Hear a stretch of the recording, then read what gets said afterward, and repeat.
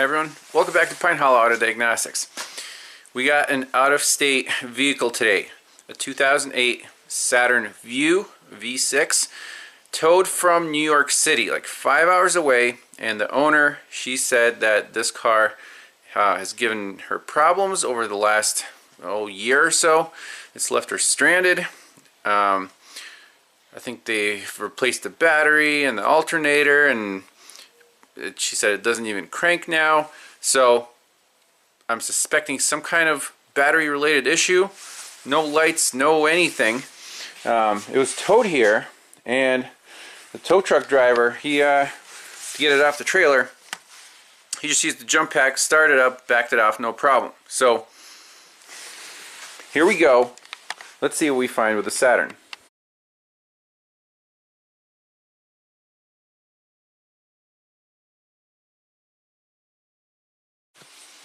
Alright, so here's the battery, 10 of 24, so it's only half a year old, less than that. And hooked up the Tornado 90,000, we're at 1.4 volts. So let's see if this battery accepts any current at all. I think it's just going to be completely shot. You hear the car waking up. So I can leave it here for a few hours, see if this battery comes back to life. I have my doubts, but while we do have power, scan this thing for codes. I'm sure it won't have too many codes stored because the battery was completely shot. But if the battery does not come back to life, step one's going to be replacing the battery, and only then test driving it and checking everything. Charging system, parasitic draw, see if it sets any codes. Go from there. But with a completely dead battery, you can't even begin a diagnosis. Alright, so with the charger hooked up, keys on, this thing only has less than 46,000 miles. That's insane. Scanned it for codes. It does have some codes, obviously, from battery being low. So we're just going to clear all these out. And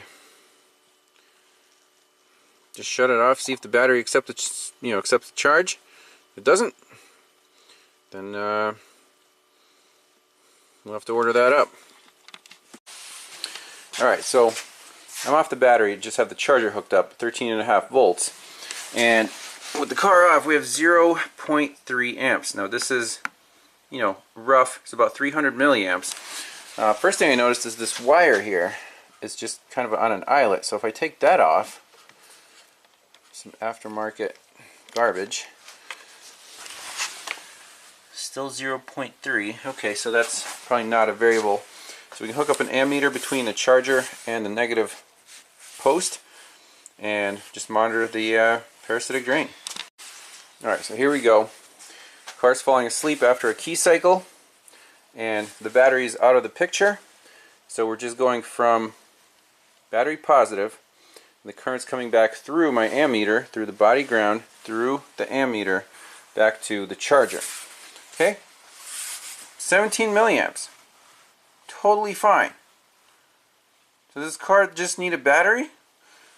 I mean, if the owner let it sit for months, it only has 45,000 miles on it, the battery got completely wasted, and then they jump started it and driving it around, and it's just running on the alternator with a brick instead of a battery, well, yeah, it's going to have issues.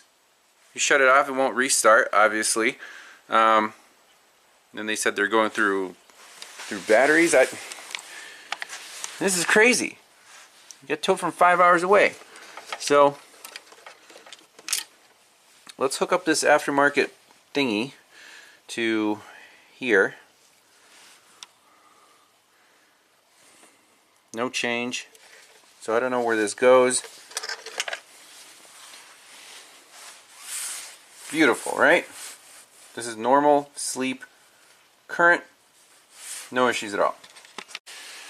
Alright, talked to the customer. Nothing new. She just said all this stuff started happening, and seems like because the battery was completely shot. And she said she's replaced the battery several times. So there must be some kind of parasitic drain. And she drives it weekly. 13 milliamps, no problem.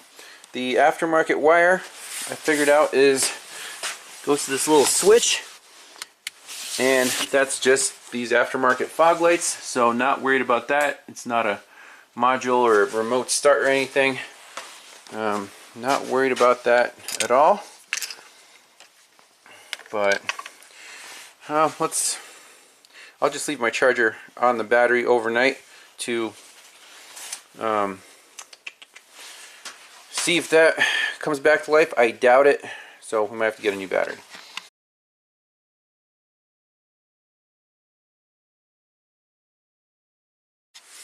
Alright, it's next morning, back to the 2008 Saturn Vue. The battery has been charging overnight with the TOPDON Tornado 90,000, and I love this charger because it shows you how many amp hours the battery accepted. Look at that, almost 70 amp hours. We're fully charged, 13.5 volts, charging for 14 hours. This battery is good. So fantastic news for the customer. The battery fully recovered. It accepted an excellent charge, 70 amp hours. That's like a new battery. So we don't need a new one. Excellent. Now, what's the next step? Again, it's the next morning, so I kind of remembered, hey, have we seen a similar car before? I think we have. This was 4 years ago. It was a 2012 Chevy Captiva, which is basically the identical car. Same exact platform. And it had almost the exact same symptoms. I'll post a link to the video that we did on that one. That was a cool case study. So I think this car is as good as fixed. It's nice to have a library of your own videos. So let's watch this one it's called Crazy Captiva, No Crank, I Can't Remove My Key. And we use the thermal camera. And also a water bottle. On the battery cable. Yeah, that's right, it's sizzling. So he wasn't kidding about the hot battery cables. You guys see where this is going? Exact same car, exact same setup, exact same problem. Was not an easy diagnosis that time in terms of, you know, if you don't check for voltage drop or hot battery terminals, then you'd be chasing your tail. But that's exactly what I want to do on this Saturn Vue. So battery's fully charged. I want to turn on some accessories, headlights, turn the key on, and let the battery drain at whatever, 20, 30 amps, and see what happens to these battery terminals. Get a thermal camera on there, see if they get really hot, and also put a voltmeter. You want to measure the voltage drop from the battery to, let's say, body ground, and also for the negative terminal, and then from the positive terminal to whatever, the fuse box, and see if there's a significant voltage drop right at the terminals. I'm pretty sure there will be. Alright, so here we go. We've got 2 meters set up on the voltage scale. This one is going to measure the voltage drop between the positive battery terminal and this positive lug on the fuse box. The second meter measure the voltage drop between the negative battery terminal and this stud on the body. Okay? So, let's turn on some accessories. Right now we have 0 voltage drop, there's no current flowing, or minimal, you know, like 10 milliamps. You have the key, go like this, lights are on, turn the blower on, see what happens.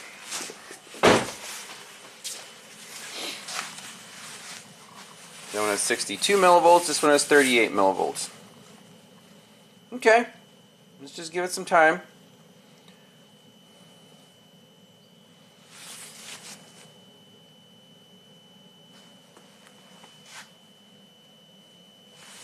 You can even see how much current is flowing out of the battery, about 23 amps.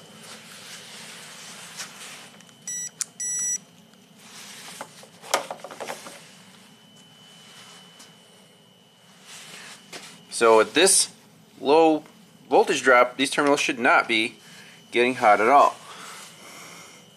You know, do we see green crusties? Do we see melted insulation? Not really, a little bit. a little bit for sure, but nothing crazy. And then once we do this for a while, I'm going to start the car up and see, is the alternator good? Is it charging to 14 volts? And then see if the terminals, if that voltage drop gets any worse. Alright, it's been a few minutes and our voltage drops are not changing. So now, once we start the car, the alternator will kick in. What does that mean? That means it'll create a potential difference between the positive wire and the engine, which is actually grounded on the second wire here, not the body. So we'll fire it up, keep watching the meters. If these don't change, we'll switch the leads. So this one, instead of measuring from the body, I'll move it to the engine. And this one, instead of the fuse box, we'll move it to the alternator positive stud right back here and see if there's anything interesting. Alright, here we go. Let's fire it up.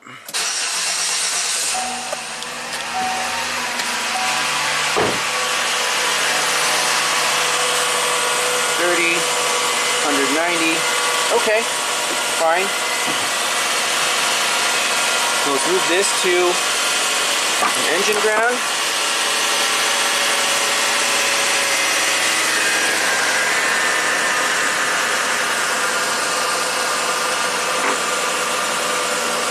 I need to find a good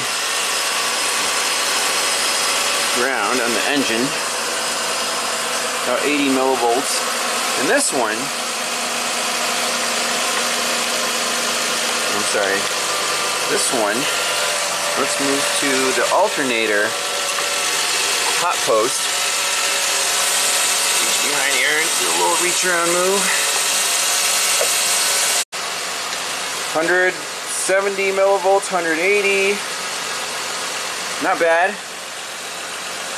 190, 200.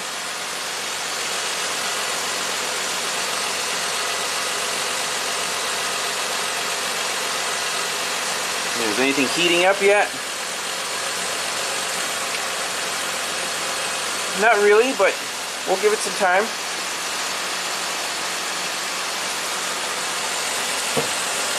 So the negative post is not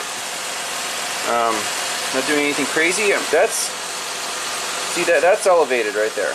We don't want to see more than 100 millivolts. And as the sucker heats up, it just might get worse and worse. Also, what is the voltage? What is the charging system voltage? Let's just double check that. 14.8, that's fine. Alright, let's just take this car for a test drive and see what happens. Alright, so I've been letting the Saturn run here for maybe 20 minutes. Check the temperature of the battery terminals under the hood. Nice and cool. Interesting. Scanned it for codes one more time. We do have one code in the entire car. VCIM, that's the Vehicle Communication Interface Module. Backup power source. Well, that's interesting. Would it be possible that the VCIM is going a little crazy and drawing the battery down intermittently? I guess that's a possibility because the battery was stone cold dead when it got here. And it's a fresh battery, it accepted a great charge. So how did that battery get so depleted? That's my question. And if this is a chronic issue, the owner said it's been going on for 2 years now, that's a possibility. Because, I don't know, the terminals, they're not even warm. Which, like on the Captiva, they were scalding hot. I mean, they would boil water. So that might not be an issue on this one. But let's take it for a test drive and see what happens. Well, as expected, the car drives perfectly fine. What else can we do? Pull the fuse for the VCIM, give it back to the customer. Now, keep in mind, they towed it from 5 hours away. We haven't found a definite smoking gun yet. Just a completely dead battery. So what do you do in this case? It's kind of tough, but we'll fix what's broken. We'll look up that code, see if that leads anywhere. But this one is not not definitive yet. Alright, so this code in the VCIM backup power source, it is, there's a backup battery in the VCIM, so you could replace it separately, but for now I want to just pull this battery positive fuse. It's a dedicated fuse in the instrument panel fuse box. Let's go find that and just pull it out. Alright, here's our fuse box. OnStar right there, bottom right corner. So it's going to be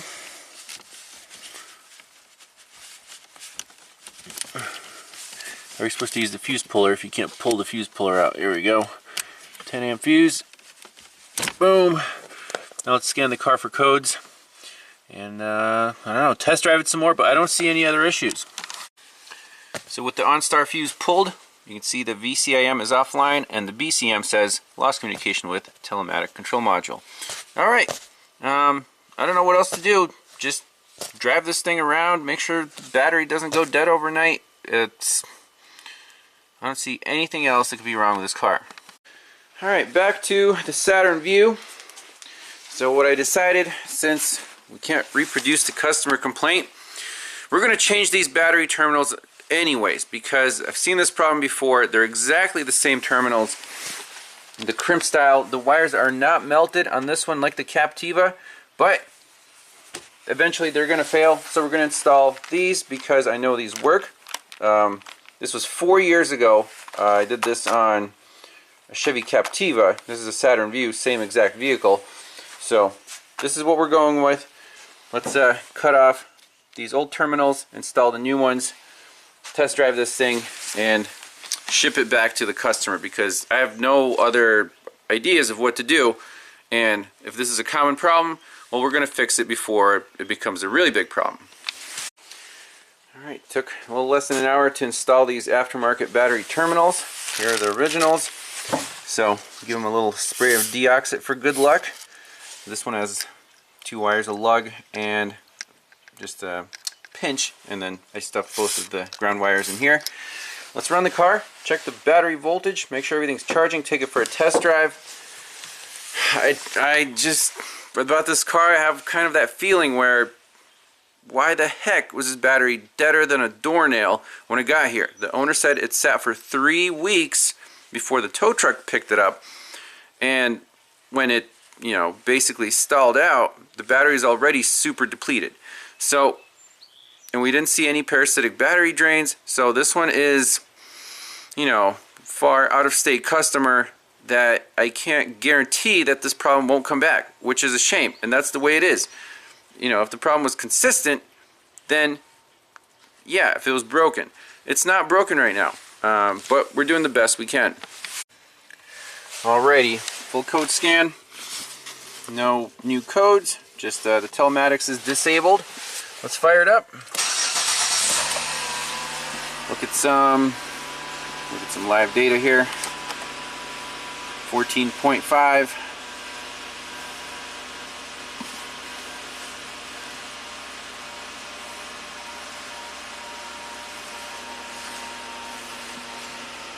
Yeah, let's take it for a spin. Make sure everything is happy. Get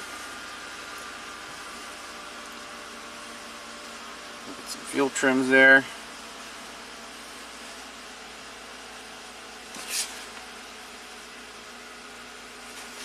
Everything looks perfect. So I'm looking at some Alternator battery charging data on the scanner, and it's interesting that this thing does have a smart charging system, and sometimes it ramps up the voltage to 15.2, sometimes it drops to 13.5, sometimes it's at 14, but there it is, 14.6 right now. See, it dropped a little bit. So that's normal. I don't have any other ideas of what could be wrong with this car because it's perfectly fine at the moment. But if it acts up again, I'm sure I'll hear about it, so we'll do a follow-up. I'm really hoping it doesn't act up because the customer spent a lot of money just getting into my shop, and we did do 2 things: replace the battery terminals and disable the power to the VCIM. or the OnStar module, which had that code for backup battery malfunction or whatever. So, you know, that thing was the issue. It's not going to be an issue anymore. So basically simplify the whole thing, and that's it for this one. So thanks a lot for watching. We'll see you on the next one. Bye bye.